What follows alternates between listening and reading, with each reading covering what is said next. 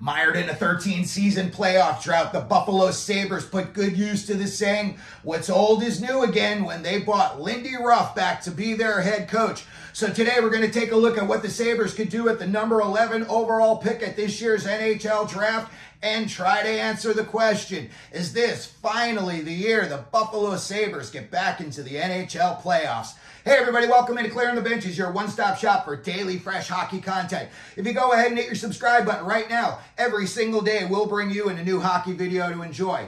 Well, before we get into what the Sabres did bringing Lindy Ruff back, let's take a look at what the Sabres have been up to as a team. They have not made the playoffs since the 2010 season. They have not won a playoff series since 2007. Their general manager is Kevin Adams. Interesting fact is he is only the second player who ever played in the NHL who was born in Washington, D.C. Bill Nyrup was the first. When he was a youngster, he moved to New York, and he claims that as his home. He played in the NHL for 6 teams. He had 136 points in 540 games. Not too long ago, he brought Lindy Ruff back into the fold to be the Sabres coach, and he was their head coach between 1997 and 2013, and the Sabres went through 6 head coaches in the meantime.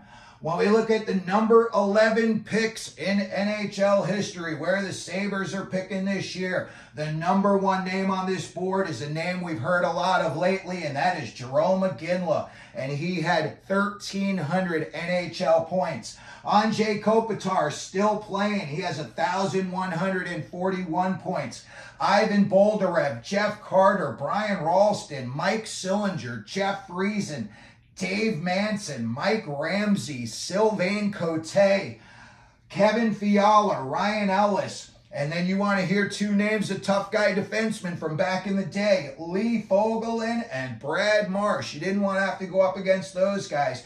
Michel Petit and 2 goaltenders, Trevor Kidd and Jonathan Bernier.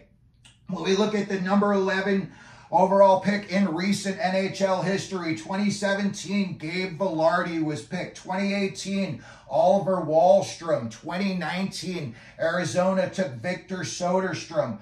2020, Nashville took Yaroslav Askarov. 2021, the Coyotes, typical Coyotes fashion, they forfeited the pick due to shenanigans. 2022, they kept the pick and they got Connor Geekie. And in 2023, Tom Wielander was taken by the Vancouver Canucks. When we look at recent Sabres number 1s, 2019, they got Dylan Cousins and Ryan Johnson. 2020, Jack Quinn. 2021, they hit the jackpot, Owen Power, and they also got Isaac Rosen. 2022, big year for them. They got a 3-headed monster, Matt Savoy, Noah Ostlund, and Yuri Kulich. And Kulich is tearing it up. Just recently at the U20 World Championships, he had 12 points in just 7 games. And in 2023, the Sabres took Zach Benson. When you look at the roster that the Sabres have right now, there's a couple of names I think they want to move on from if they can. And the biggest one of all, I think, is Jeff Skinner. They've got him on the books for $9 million, and he's there for 3 more years. He had a major drop-off in points this year. I think he dropped off around 35 points from the previous season.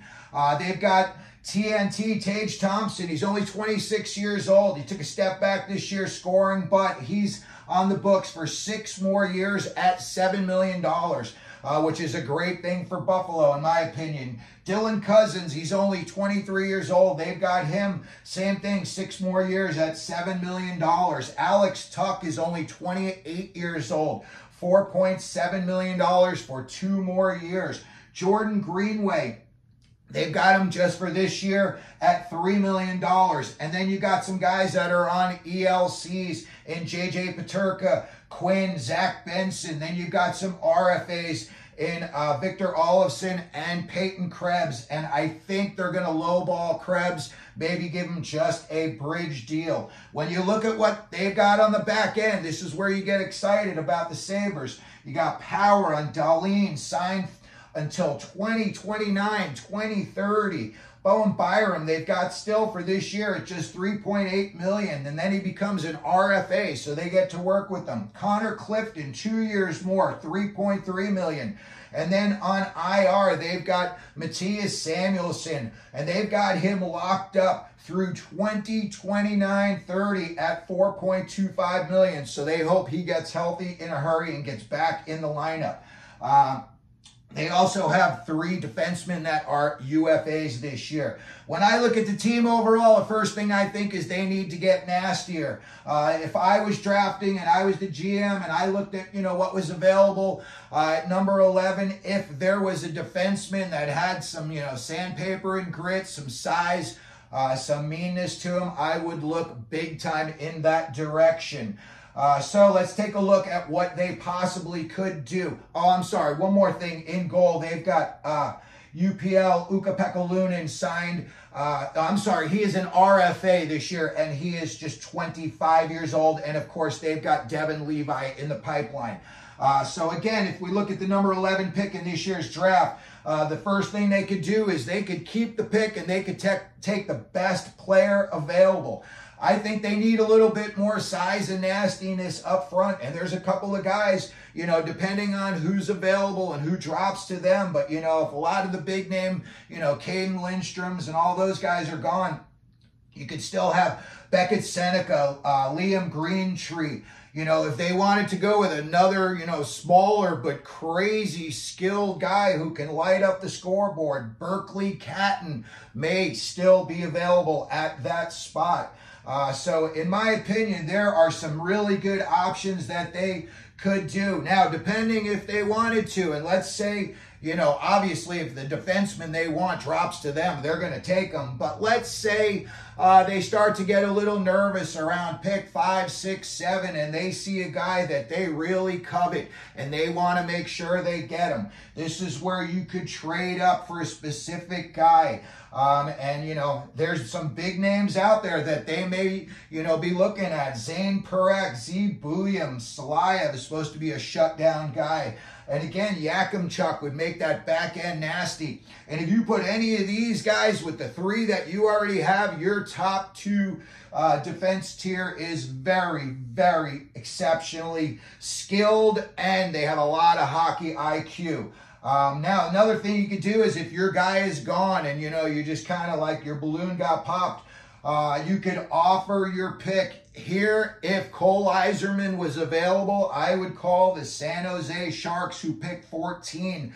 That's only moving down 3 spots. And for me, the caveat would have to be that San Jose takes Jeff Skinner in that swap so they can, take his contract. And if, they want to, work something out as far as negotiating on, who would take the money on Skinner's deal, I think that both of these teams have cap space for days. So that would not be an issue. But again, if it was me and, if San Jose, there's a lot of rumors that they want to get Macklin Celebrini and Cole Yzerman together. This would be a great opportunity for San Jose if he was still available at number 11. Yeah, you would have to take on Skinner's contract. But you know what?